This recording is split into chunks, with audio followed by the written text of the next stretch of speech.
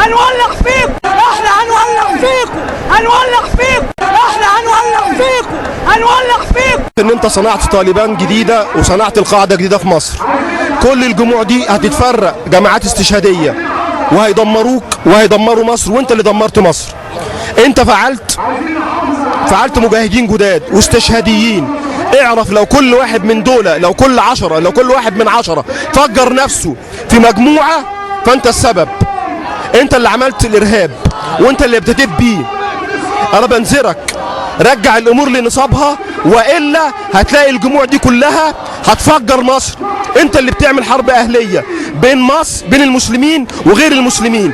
انت اللي بتعمل حرب اهليه بين المسلمين والعلمانيين. انت اللي بتعمل حرب اهليه بين المسلمين وبين الشيعه. وانت اللي فجرت، وانت اللي كتبت شهاده وفاه جبهه الانقاذ ورجالتها. وانت اللي كتبت شهاده وفاه كل المتمردين. وانت اللي كتبت شهاده وفاه كل واحد عارض الرئيس مرسي وعارض شرعيه الصندوق. انا بنذرك يا سيسي، احذر اما ان تقتل هذه الجموع او هذه الجموع ستنفجر فيكم. احذر، وهذه رساله واحد من ملايين.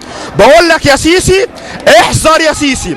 انت عملت طالبان وانت عملت قاعده جديده في مصر. انت اللي صنعت الارهابيين. واقول لك كده، وخد الكلام ده عبره، وبكره تشوف. والسلام عليكم ورحمه الله وبركاته. انا بقول فتح السيسي، مين اللي جابك؟ مين اللي جابك يا كلب؟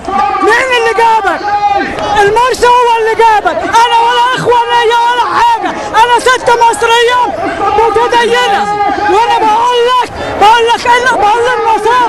بقول للنصارى كلمه واحده، انتوا قاعدين جنبينا، احنا هنولع فيكم، هنولع فيكم، احنا هنولع فيكم، هنولع فيكم، احنا هنولع فيكم، هنولع فيكم، احنا هنولع فيكم، هنولع